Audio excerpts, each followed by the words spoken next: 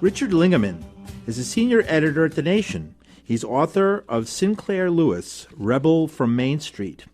Nobel Prize-winning novelist Sinclair Lewis mocks such sacrosanct institutions as the small town, business, medicine, and religion.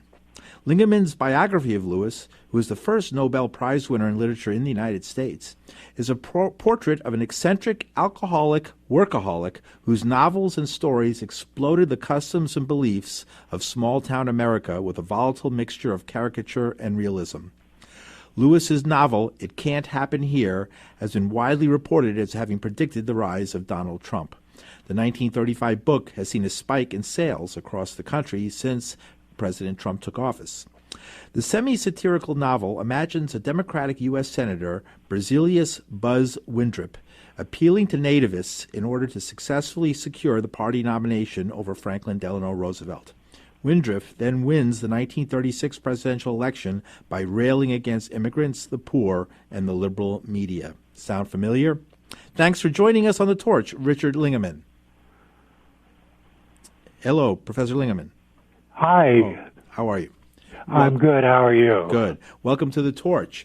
So I guess first question, has there been an increase in an interest in your book since President since President Trump has taken office? Your book, your biography of Sinclair Lewis. I haven't noticed that. It came out a while ago. More than 6 or 7 years ago, and so it hasn't yet. But may I self-servingly say that people should read about Lewis. He's an important figure in our literature, and he's an important social commentator who, as the revival, I guess you'd call it, of It Can't Happen Here, shows that he's still timely. Mm-hmm. Sure is. Tell us a little bit about Lewis's background as far as where he was born, where he was raised, and how he became a writer, and what are the topics of some of the books that he wrote about? I know I mentioned a few of them, but maybe you could hit on some of the high points. Okay, sure. Yeah, Sinclair Lewis, he was born Harry Sinclair Lewis in Sauk Center, Minnesota, which is a nice little town, still is. And now it's got a big sign that says the original Main Street. Well, Lewis grew up there as the son of a country doctor, and his father was a very strict man and a man of rigid habits, and I think Sinclair sort of rebelled against him. He had two brothers, and he was, a bright young boy. He wasn't an athletic boy. He was probably pushed around a bit by the other boys in Sauk Center, the bigger boys. So I think then he might have got implanted in him a kind of a dislike of bullies and strong people. And he also, growing up in a small town, which I did myself, you learn this sense of conformity that hangs over a small town, where, as the age-old saying goes, everybody knows everything about you and everything about everybody else as well. Sure. Anyway, that's... Sounds like New York City. Not really. Okay. Maybe a certain neighborhood in New York City. Yeah. It's certainly there are aspects of that here. Yeah, but he was a smart kid, and he was his father was well enough off to send him to Yale for college, and so that got him out of the Midwest, and he was kind of a outcast at Yale because he was kind of a funny-looking guy, and he had a bad case of acne, among other things, and he was red-haired, and he was skinny, and so he's always sort of an outsider, I think, and but he was, again, a good student, and he worked hard, and after he got out of college, he sort of roamed around the country for a while, and then came back to New York and worked for publishing and house and got married, and then he started writing novels on the side. He would commute from Long Island and write a novel on a train as he was coming in, and so he wrote several novels, and then we're talking about almost 1920. He then wrote a novel called Main Street, which was about small-town America, basically, and what against the conformity and like-mindedness of small towns. And then that one was a huge seller in 1920, and the most talked about and read book in America. And it kind of caught the rebellious rode on the wave of rebellion of the 20s that I think we know about. That was in his book Main Street. How did he describe the Main Street life to the city folks who might not have experienced that? How did he translate that for people? Well, he did through he had a great sense of detail. He could evoke the descriptions. I can't quote them from memory, but he would describe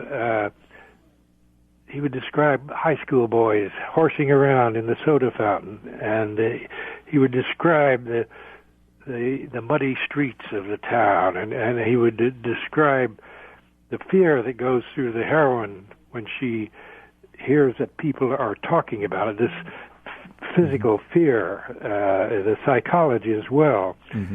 So he had a great sense of detail, and he would exaggerate in a way that would highlight it. And what was the fear? What would made it a controversial book?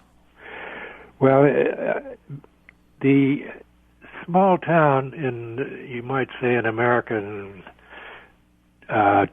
ideals was kind of the place of virtue, a place where everybody it was kind of a symbol of community and folksiness, and it was where the real America was, and we still kind of think that small town folks are the real folks, and so he kind of blew the lid off this, and showed that there was an ambiguity about small town life. It wasn't all good and nice and everything, but that there was a kind of a desperate conformity there underlying it, even though there were good things about it. But he showed up the provincialism, especially that provincialism and conformity of small town life were the things he preached against. I see. And did this? How did people feel about him in small town America? Did they feel he was insulted, and he had insulted them, in maybe the same way Grace Metalius felt when people felt about Grace Metalius 20 years later, 30 years later, when she wrote Peyton Place? Right. Right. Yeah, there was some outrage, but. There's a paradox in a small town. There's that sort of one of our boys made it sort of psychology.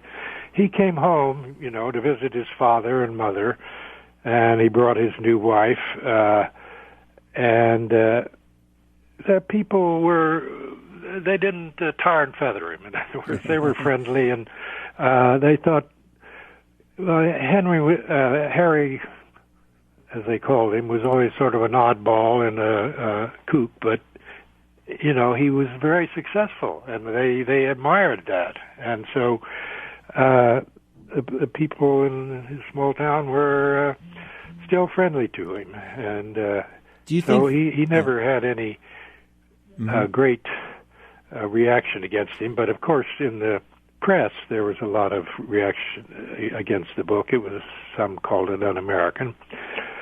But it did in short, stir up a controversy, and controversy, as we know, sells books, and it became a bestseller. It became a bestseller.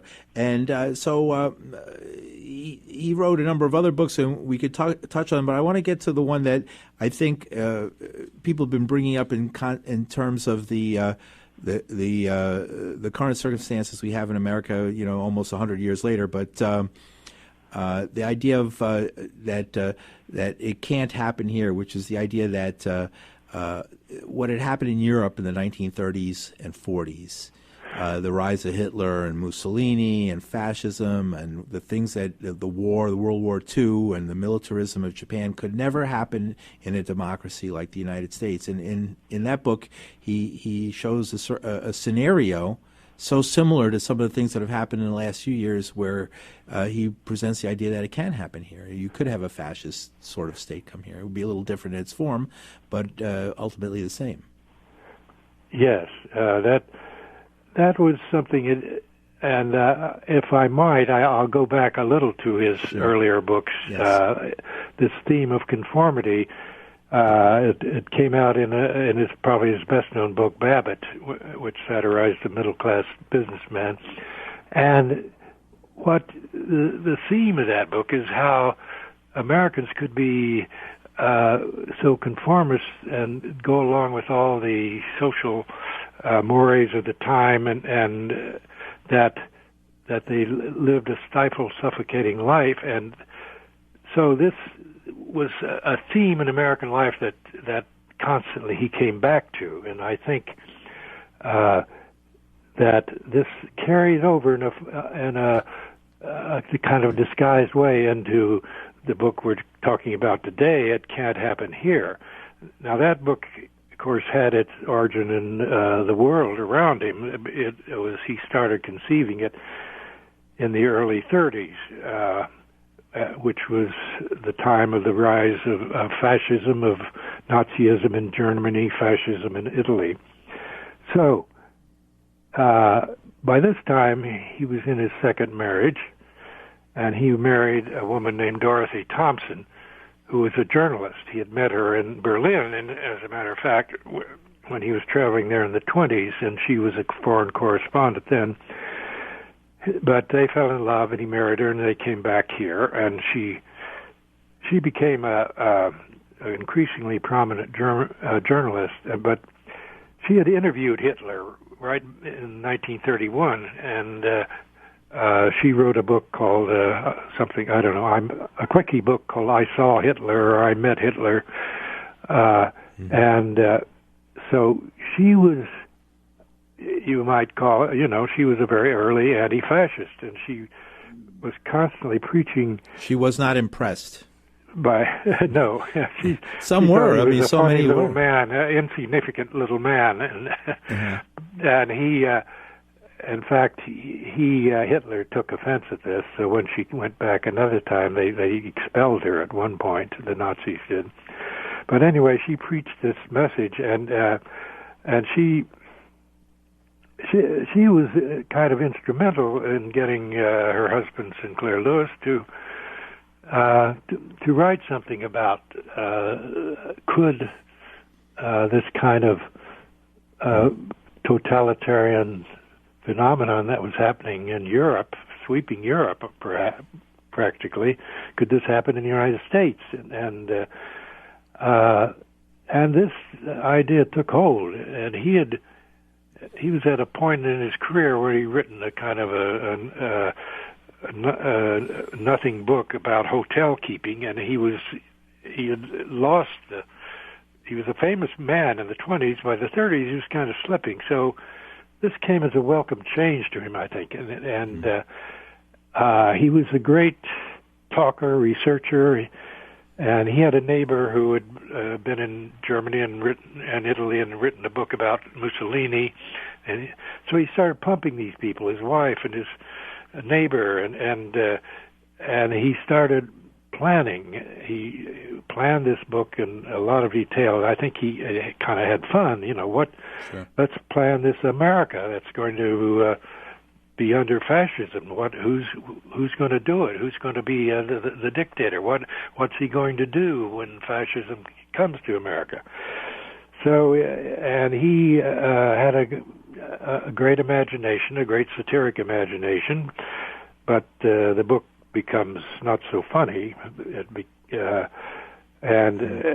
He worked it out. He wrote at a white heat. He wrote in about 3 months in 1935. The country right then was, not out of the Depression. The Great Depression was still going on. Roosevelt was starting the New Deal, but it wasn't taking hold too much, and there was real doubt whether, he would be reelected. And there were a lot of odd characters cropping up in our politics. It was really an unusual period. It's a period when Huey Long was in Louisiana, the governor and then senator, and he was had kind of dictatorial ambitions of his own. And there was a person named Father Coughlin, a radio priest, who was a kind of a fascist, and others who were preaching these economic doctrines of panaceas and so on, and targeting Jews and other minorities. Sorry? Some were targeting Jewish people and other minorities as well. Yes. Oh, yes. And saying similarly to Hitler. That was part of the theme, and that echoed Hitler. It was this kind of ignorant populism which runs through our history, where people try to find scapegoats for crises, and they don't think. They don't use their heads and think enough, and they're prey to demagogues. And Lewis thought that, and so he imagined this character, Berzelius Buzz Windrip, who was kind of a Huey Long figure. Sure. And he runs for president, becomes elected in the novel, and he immediately starts ruining our democracy, locking up congressmen and things like that. And this sounds so familiar. I mean, we just had a president who, as a candidate, threatened to lock up his opponent. Yeah. It was right. It was right out of the playbook. Yes. Now that brings us to some of the parallels. I think Trump has come. President Trump is in his campaign. He was calling for that, and he would at his rallies he would sometimes say, "Get him out of here," or "Go on, beat him up," almost. And he brought out that violent streak, and now the character in Lewis's novel had an appeal to what he called the forgotten men, and they were actually the people in real life who were out of work and working people, and his doctrines appeal to these people, and it's sort of the way that Trump has put forth at times a kind of white nationalist program with his advisor Steve Bannon, and there's something fascist-like in that program, and he is that also raises danger signals. So I think that there are parallels with this novel that if we look at events, I'm not saying Trump is a dictator or an out-and-out fascist, but we've just got to watch and look to our rights in this country and look to our Constitution and keep after him so that he doesn't abridge our rights, and we should fight for them, stand up for them. What was the reaction of the public to when this book was released? Was it a successful book in 1935, 1936 when it was released? Yeah, it was a big hit. It was a big bestseller, and It's sold, I don't know, 320,000 copies, which was a big sale at that time. And of course, it's the Depression, when a lot of people didn't have the money to buy books. And it was widely discussed. That was Lewis's talent. He could just stir up people, and he could hit a nerve, and he could that phrase, "It can't happen here," was just caught the mood of the times. And I think people are thinking it now, some of them. It echoes through the years. I mean, there was, Frank Zappa and the Mothers of Invention did a famous song called "It Can't Happen Here" in the 1960s. It's buried and burned in the public consciousness to this very day. I mean, people ask that question all the time: can it happen here? Sure. And people have answered, it can't happen here. This is America. How could it happen here? We're not Germany. We're not Japan. We're not Italy. We are a democracy where people can vote. But they never took what he says in this book. That's interesting is he depicts a situation where the electoral process can be turned around as a way of sort of a tyranny of the majority, to create a tyranny of the majority in this sort. Yes. Yeah. He and it showed that the power of a populist demagogue and who promises people a lot. The man in the book, the fascist figure in the book, promises everybody a $5,000 a year income, which was that was a lot of money, and it was a compelling thing back in the Depression, especially, and so that was very plausible that he would be popular, and it reflected the kind of economic nostrums that people were peddling back in the politicians in those days. So, that seems different than today, though, in the sense that if anything, Donald Trump is saying he wants to cut everything instead of increasing it. He wants to cut taxes and cut benefits and cut regulations and cut everything back. And in the previous interview we were doing, we were focusing on how that is one difference between Mr. Trump and these fascist movements we've been discussing is that most of them had a sort of a primitive form of socialism where they would basically spend their way out of the problems of the country. Yeah. And here we have a somewhat different, because the president is saying, no, we're going to cut back everything. Yeah, that's it's part of his corporate ethos. I think he's a businessman. Mm-hmm. Which there's a difference there between the figure in the book, who is a kind of a came out of nowhere figure, and Trump is trying to make things easier for his business corporate supporters, I think, and he's pulling a kind of the old shell game of playing to their certain emotions and prejudices, and then putting over a program that doesn't benefit them, but it benefits his wealthy supporters and the people who are like him. Would you say that he does have a populist approach, though, but not to the poorest of the poor in the sense of it can't happen here, but to maybe the middle class or the lower middle class that's afraid of losing their status? Yeah, right. And there are real problems out there that he seems to have touched. I should give him credit that people, there are a lot of people in this country who have dropped out of the labor force. I mean, don't even look for work. Yeah, they can't find work, and so it's. You've got this working class or people who are hurting, and the system hasn't been hasn't been helping them, and us liberals, the Democrats, have not dealt enough, I don't think, with the problem of jobs, creating jobs. Mm-hmm. Roosevelt did try to address that problem eventually with his New Deal, and which had a lot of programs like, obviously, building dams and things like that. And hiring artists and actors to put on It Can't Happen Here for the Federal Theater Project in the 1930s. Yeah, exactly. That was right. a great phenomenon.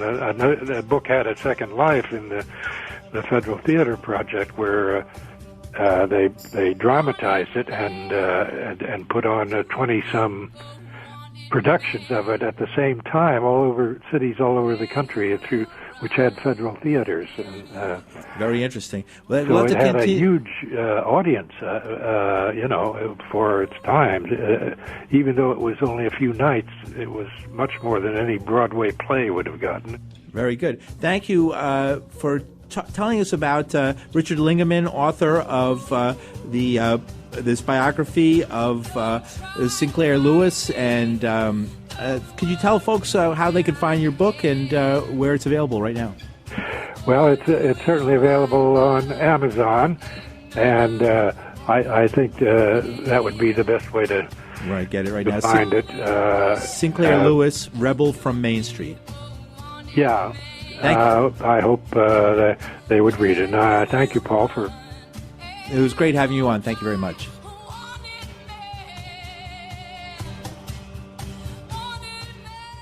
All right. Well, thanks for listening to The Torch every Sunday at 1 p.m. on the Progressive Radio Network, PRN.FM. The Torch, shining a blazing light of truth in this murky waters of modern American politics. Comments are welcome. Tweet me at P. DiRienzo, P-D-E-R-I-E-N-Z-O. I'm your host, Paul DiRienzo.